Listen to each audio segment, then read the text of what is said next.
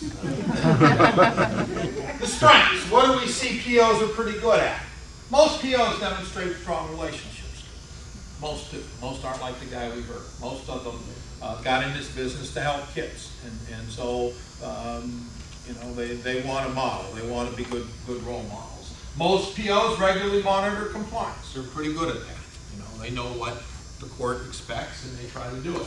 Most of them use verbal praise consistently and appropriately. We don't have too much trouble with that. And they have no problem using the authority skills. All right, we teach them that. We usually do that first because they're good at that. You know, so those are things they're good at. Things that are most difficult: recognizing antisocial thinking. They have some trouble with that. Again, you know, they have to have some understanding of that. That's part of our training, but it really ought to be part of training you do with them. Teaching clients how to recognize antisocial thinking and challenge and replace the thoughts. They have some trouble with that.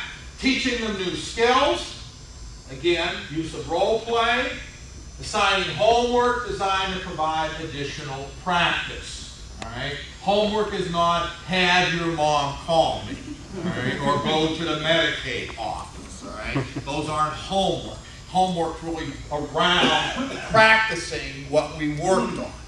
Okay? We worked on this. I want you to try it. Sometimes it's a written assignment. Sometimes it's simply go out and do it. Again, you can't make it too complicated. And use of effective reinforcement and disapproval. These are things that they have some challenge. Some things that we've said to consider. Sometimes officers have a hard time seeing the big picture and the purpose. All right? They understand we're trying to help them reduce recidivism, but they don't understand your role.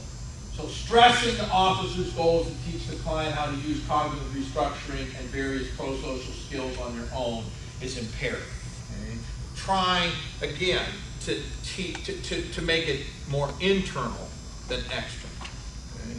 Yes, you're an officer of the court. Yes, there's rules to follow. We understand that. But once, you know, what happens? Once you go away, what happens, right? Kids go back to their behavior. So if you can teach them how to do that, just like Mindy was doing in that tape, right? Trying to teach him how to handle those friends that you know, right? You can say, well, I'll ban them. They can't hang around with those. What if it's their cousin or their brother, right?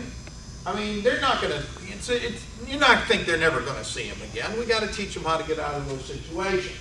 These are not skills officers learn overnight. Okay? The training is the first step, but the coaching sessions and the practice is just as important. I'll talk a little bit about how we do that. All right? How do kids learn skills? Practice the skill. How do POs learn skills? Practice the skills. Right? I mean, it's the same process. And then coaching and QA from the supervisors and departments is extremely important. Without both the ethics, without it, you're not going to get any change just because you use the ethic models. All right? So things to remember. It requires spending more time on higher risk. You have to realign your workloads. Officers need to learn and practice new skills. They need training and coaching. And supervisors need to be part of the process. Train on the model as coaches. Just so you know, this is how we do it when we do it in Richmond here, probably after the first of the year, I imagine. Stephanie, I think that's what we're thinking about. This is what we'll do, some variation of this. It's a 3-day training with officers and supervisors. It's additional for the supervisors only. Okay. We're now changing a little bit.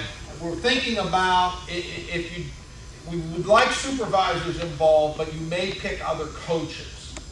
Okay? And we want the supervisors to use the model as well. So if they don't handle caseloads, they're going to need to figure out a way to work with some kids and practice it. All right? The last day is for the supervisors, and then we do about 30 people in it. All right? Now, how do we do the coaching? Right? We can't come back all the time. It costs way too much money. So the way we're doing it is we audio tape sessions. About a month after the officer's been trained, we tell them to start picking their ethics kits.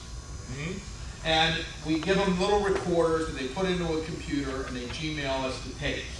The tapes are reviewed by us and coded. We code them on relationship skills, content, use of reinforcement, use of disapproval, use of authority, problem-solving skills, cognitive restructuring, and referrals. How well do they do those things during the session? Right? So we go through, we code them all right? And then we're going to change this now from 3 video conferences to 5 video conferences, because 3's not enough. We decided it's not enough. So in session 1, we'll review the tapes and cases with all of the trainees, and we'll probably do that for a couple sessions now. Then we partner with the supervisors. All right? So we teach the supervisors how to review the session. And then finally, we want the supervisors to do the coaching and on the video, and we watch them and help them. Because when we pull out, we want you to have the capacity to do this, right? And to do it well. We do some pre-post testing, and we audio tape. That's the big quality assurance right now that we're doing. We are developing a training of trainers model, but we haven't rolled it out yet. We are going to do it. I think Oregon's the first state that will do a training of trainers on. And part why we haven't is because we're still testing the model, we're still collecting data, we're still evaluating. So for us, it's a pilot right now, but we are extending some trainings to some folks. So what do we got? Oh, we got a lot of time. Good. So I don't want to talk anymore. So I'd rather just let you tell me what your challenges are, or where you're at, or you just want to jump up and testify. You want to do that? Somebody do that the other day on me. Yeah, sure. I'm going to be close to this position for about 10 years now. And a high percentage of our kids in an alternative school, special ed, never a lot of them never really done homework, and it's a constant fight. And we get them with assignments to do, and they've never done homework. And it's just, sometimes then half the next session is trying to motivate them to do it, or why did we do it? And I was wondering if anybody else's experience. We see some of that in ethics, especially early on. Once the officer gets a relationship going, all right, and they kind of figure out the homework. Remember, it's not like in school where you got to do these test problems and write an essay. It's really around we worked on this. Now here's your homework. You're going to try. And so when a kid comes back and you say, "How did that go?" The kid says, "I didn't do it."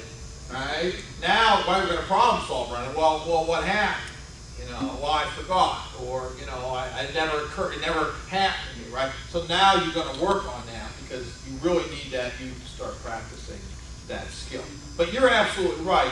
And I'll say this: you saw a kid, a young man in the tape who clearly doesn't want to go back. He don't want to go back to the institution. He said, "Look, I can't be around these guys. I can't be around drugs and alcohol. I need to change." There are 3 things you need for new behavior to occur. You've got to want to do it. You have to have the skill to do it. You have to be in an environment that allows you to do it. All right. So again, I think a lot of times, if you fail to motivate or have a relationship, they don't want to do it. All right? Sometimes we get them to where they want to do it, and then we don't teach them how. All right? And that's the other mistake we make. We got a kid wants to change, and then we're not teaching them the way to do it. So yeah, lack of motivation is a big barrier to change. Right? That's why you train people on MI and things like that, right? Because, and again, for most of us, it's a barrier to change, is motivation. And it's very dynamic. It can change like that for kids. Hell, it changes like that for me. All right? I wake up every morning motivated. I have 3 goals every day: lose weight, get in shape, treat people better. I hit the buffet for breakfast, the hell lose weight. I'm not going to exercise, I'm tired. As for treat people better, there's always tomorrow. But